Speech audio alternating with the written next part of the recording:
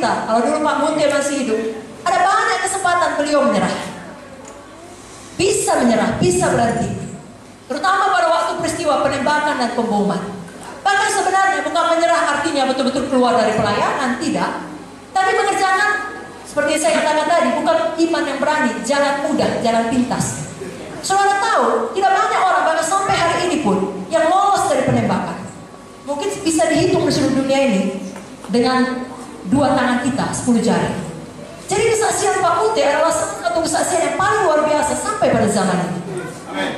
Dan ketika itu terjadi, orang-orang tahu kami tidak bebas bergerak, kami yang kuliah harus berhenti. Dan banyak teman-teman Pak Munte di seluruh dunia, di benua Amerika, di Australia, juga di dekat-dekat Asia, di Singapura, di Kuala Lumpur, mereka beramai-ramai berkata pada Pak Munte, bahkan memberikan ayat firman. Pada waktu Yesus mau dibunuh pun, kan dibawa lari sama orang tuanya.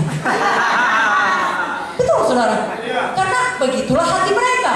Mereka sayang kepada beliau dan berkata, ayo ke Amerika, ceritakan kesaksianmu, bangun pelayanan yang baru. Ayo ke Australia, kami berikan beasiswa kepada anak-anakmu, biarkan mereka sekolah di luar negeri. Sudah cukup penderitaanmu, karena waktu itu tidak tahu sampai kapan. Bukan ada Kapoldesu, kami jaga 3 bulan. Dan ada batas waktu, bisa selama-lamanya. Sudah mengerti? Tapi iman yang berani, tahu kehendak Tuhan, dan dia berkata, saya dipanggil Tuhan jadi gembala. Gembala yang sejati, gembala yang benar, gembala yang baik, rela mati bagi domba-dombanya. Saya dan keluarga saya tidak akan meninggalkan kota Medan.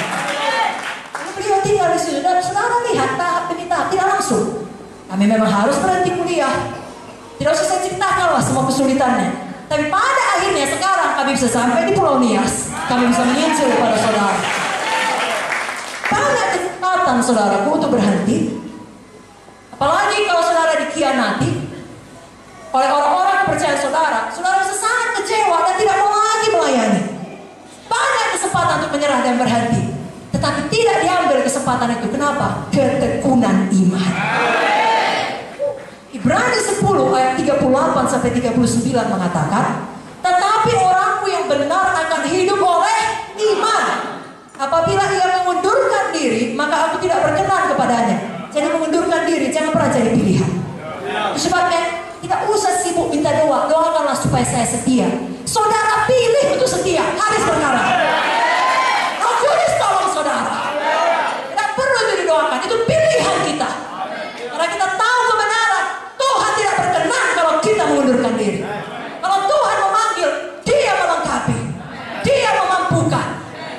Satu-satunya alasan kita gagal karena kita yang memilih untuk menyerah. Jangan pilih itu saudara.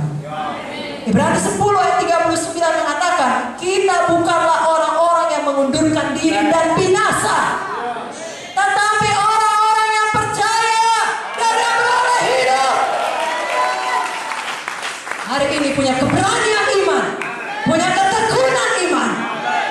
Kalaupun datang persoalan pada saudara sekarang atau kelak nanti di masa yang akan datang, sangat hebat sampai saudara merasa seperti Sadrak, Mesak, Abednego. Saudara tahu Sadrak, Mesak, Abednego waktu dimasukkan ke dalam dapur api, sengaja disuruh panaskan 7 kali lipat. Sampai orang yang melemparkannya mati kan? Iya. Kadang-kala kalau Tuhan punya panggilan besar pada saudara, dapur apinya lebih panas 7 kali lipat. Lalu saudara mengalami sesuatu yang jauh lebih serius dari contoh tadi. Tidak mungkin saudara bayangkan para jemaat 7 kali rasanya lebih panas. Tapi dalam hal itu jangan pernah lupa, Yesus ada bersama saudara-saudara. Mari tetap setia, mari tetap tekun. Bahkan bisa jadi dalam perjalanan pelayanan saudara, bahkan perjalanan hidup saudara, saudara menghadapi peperangan rohani. Tahu gak saudara, kita perang rohani tiap hari? Sadar atau tidak sadar, sampai Yesus datang 2 kali atau sampai kita meninggalkan dunia ini, kita berperang tiap hari. Bukan melawan darah dan daging, tapi melawan penghulu-penghulu gelap di dalam, roh jahat di dalam. Dan kadang-kala dalam menghadapi peperangan rohani, kelihatannya semua sumber daya kita sudah hilang, atau dicuri daripada kita, atau pergi meninggalkan kita. Saudara masih ingat kisah Gideon? Tadinya menghadapi musuh yang begitu banyak, dia punya 32.000 tentara. Sebenarnya dengan 32.000 tentara pun tidak cukup untuk melawan musuhnya. Tetapi apa kata Tuhan? Kurangi. Apakah Tuhan puas dengan 10.000? Kurang. Siapa yang penakut-penakut? Siapa yang tidak tahu nyangkal diri? Kurang. Tahu nggak saudara? 300. Tapi 300 yang betul-betul seperti firman Tuhan tadi, dewasa rohani, dalam kasih, dalam kebenaran, punya keberanian iman, ketekunan iman. Maka dengan 300 sekalipun bisa menyelesaikan pekerjaan Tuhan. Bisa menghadap ranah. Saudara, saya tidak tahu apakah sidang saudara bagi hamba-hamba Tuhan di sini sedang mengalami ada yang keluar. Katakanlah worship leader saudara keluar, pemusik saudara keluar, PPK saudara keluar. Kalaupun suatu hari itu terjadi, yang notabene tentunya kita harapkan tidak. Tapi kalaupun hal-hal seperti itu terjadi, jangan memelankan laju panggilan saudara. Terus melaju. Dengan apa yang tersisa pada saudara, tidak usah panik, tidak usah mengeluhkan yang pergi, tidak usah menangis yang hilang, menyesalkan dan meninggalkan saudara di saat yang paling dibutuhkan. Saudara punya Yesus, itu lebih daripada cukup. Saudara punya ketekunan iman, tetap berperang, tetap melayani. Peperangan adalah milik Tuhan. Dia yang menjamin kemenangan kita.